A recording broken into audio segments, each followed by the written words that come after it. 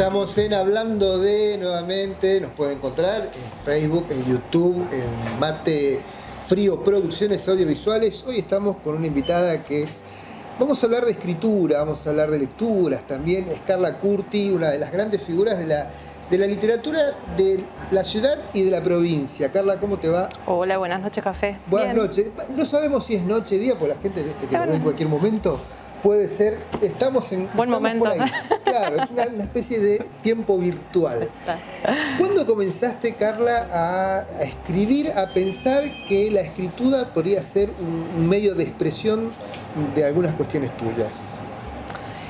Yo empecé a escribir desde muy chiquita y la vez pasada comentaba que mi intención de autoría por ahí está muy vinculada a la forma de mi cuaderno único de la escuela. A ver. El cuaderno único de la escuela primaria, donde, bueno, hasta hace poco los tenía y el dibujo de las letras, como la cosa...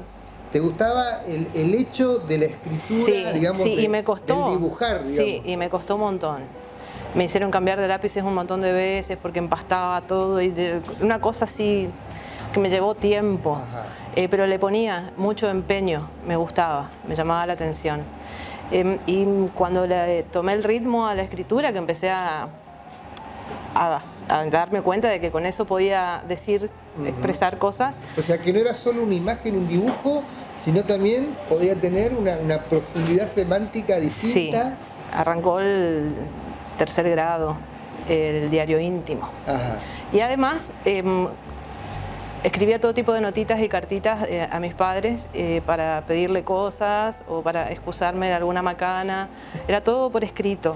O sea que tu forma de comunicación era... Sí, después implementé la grabadora en un cassette, grababa mensajes y instalaba la grabadora en la habitación de mis padres para que lo escucharan y yo esperaba recibir respuesta. Entonces grababa el mensaje y en una esquelita era espero respuesta. Tenían que...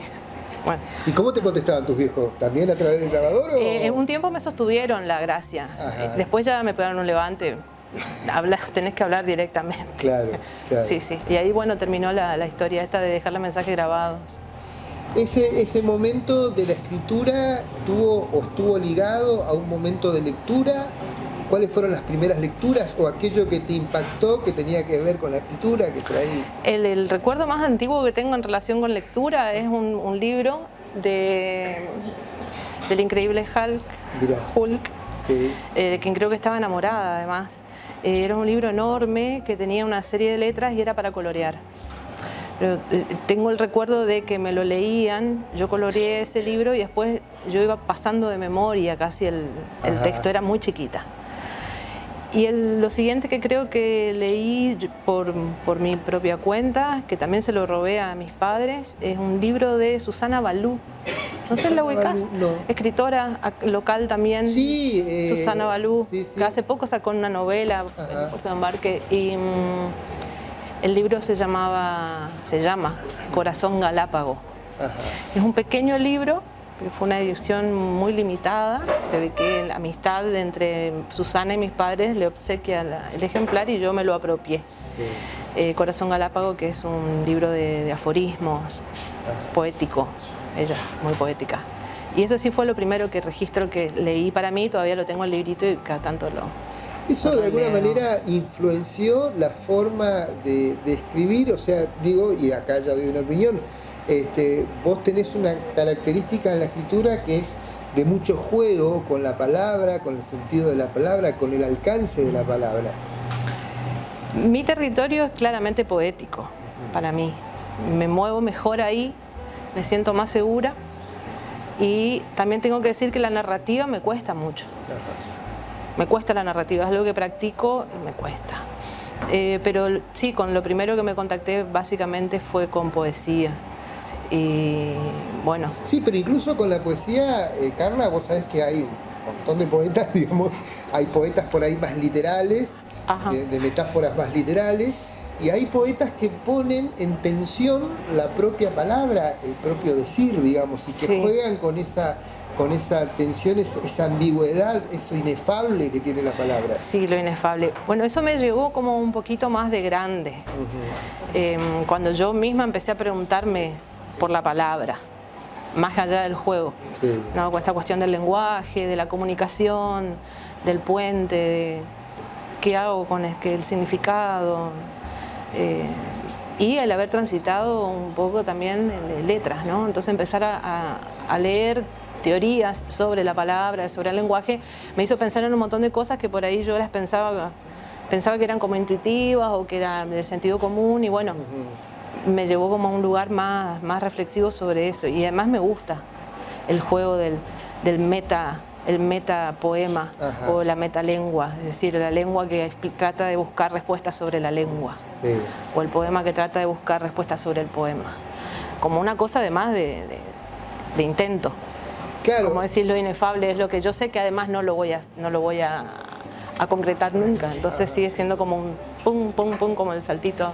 Bueno, vos empezaste, volvamos a lo biográfico, de chica empezaste a escribir algunas cuestiones, después empezaste a desarrollar esto, y en la secundaria apareció algo fundamental ahí, ¿hubo algún momento específico ligado a la escritura? Sí, poesía, pero poesía de tinte, vamos a decir, romántico. Claro. Y seguía con el diario íntimo. Yo con el diario íntimo lo escribí hasta los 19, 20 años. Bien. O sea que todos los días, páginas. Los tengo. ¿Nunca se va a publicar eso? O... No sé, por ahí lo releo. Está bueno cuando empezás a hacer terapia, o a ver dónde estaba por esa época. Y sí, poesía, que por ahí con mis compañeras más cercanas, yo fui compañera de Ceci Moya en la secundaria, entonces como ella también empezaba lentamente su proceso de creación musical, compartíamos ahí la cuestión por la escritura poética. Pero no era muy sistemático. Lo más sistemático siguió siendo el diario íntimo. Y es loco porque el diario tiene por ahí, está un poquito más alejado de la poesía y tiene... Sí, bueno, ahí está lo narrativo. Claro. Pero no sé por qué la narrativa en ficción me cuesta mucho, o yo creo que me cuesta. ¿Intentaste? Sí, sí. Tengo pudor todavía sobre ese territorio. Me parece que es una cuestión más mía que hacia cómo se ve el texto. ¿En algún momento vos decidiste, te diste cuenta, dijiste, soy escritora? ¿O soy poeta? No, sí, tengo un conflicto con eso. Me da un poco, no me gusta ponerme en ese lugar. A veces necesito hacerlo porque me preguntan... ¿Qué haces? Claro, y como si el silencio, viste, como que abre puertas para si hago de todo en realidad. Y sobre todo por esta cuestión, primero que a veces me parece que la escritura de poesía, me parece que como que no califica de escritor. No siempre, es como una sensación. Hay una frase, creo que en el último disco de Babasónicos, donde dice, la poesía es la infancia de la prosa. Que tiene como una cuestión, diría hasta irónica, vuelta de tuerca, no es tan literal tampoco. ¿Vos coincidís con eso? Y un poco sí, pero no podría pararme como actividad fija en esa. Y además aclarar, digamos, cuando yo digo que escribo, actualmente lo que más escribo tiene que ver con propuestas pedagógicas. ¿Sos docente? Y soy docente en tanto coordino el taller que también hace 8 o 9 años se me ocurrió proponer, y mi mayor concentración está en escribir propuestas de escrituras para hacer escribir a otros y sostenerlos en escritura. Bueno, además. ¿cómo aparece? Digamos, vamos por partes, digamos, y vamos contando. Por un lado, tu impronta de decir, bueno, voy a escribir poesía. Pero después hay todo una cuestión que tiene que ver con el dar también, digo, dar herramientas para que otros escriban. ¿Cuándo aparece eso? Eso aparece fuertemente cuando me piden que lo haga.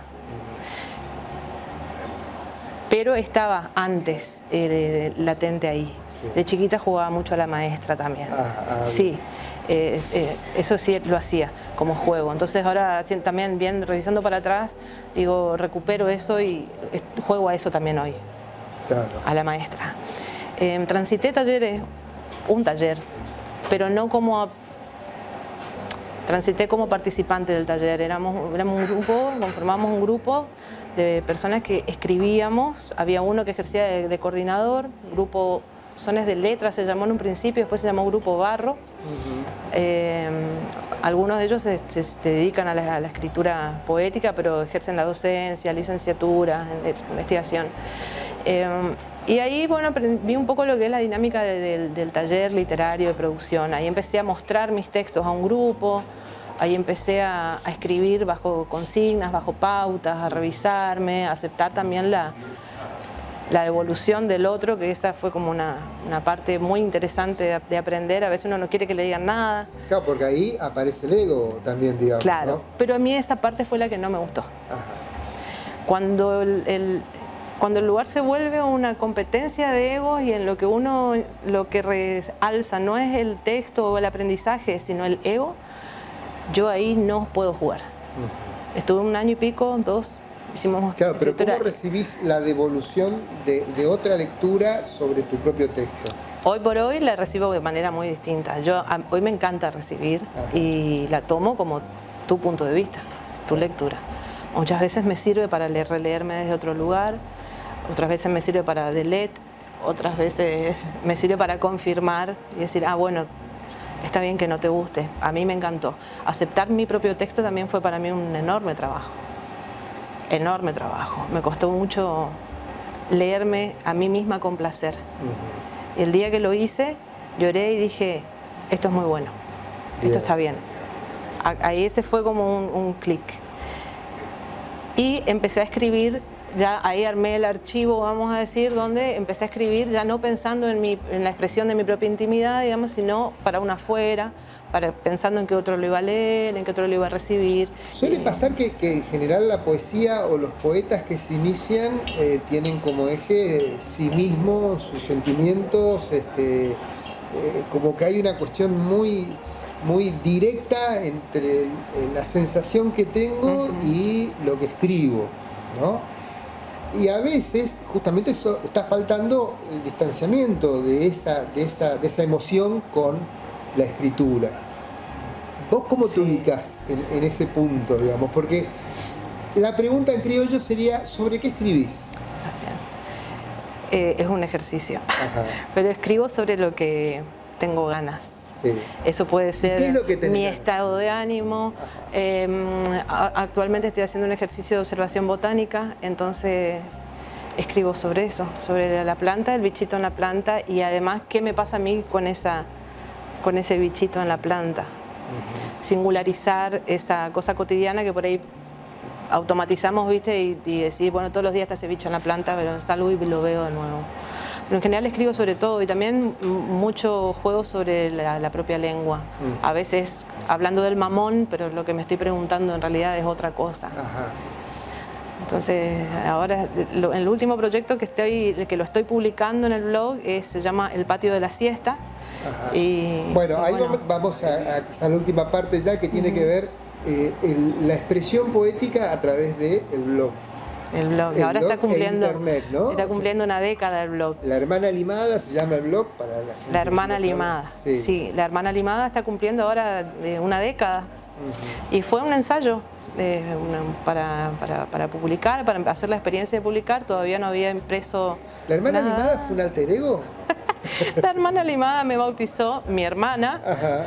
Y mi compañero de estudio, en esa época estábamos tratando de estudiar lingüística para rendirla, y en una discusión, porque me encabroné con un texto, durante el almuerzo, ellos coincidieron en que sería un buen apodo para mí, la Hermana Limada.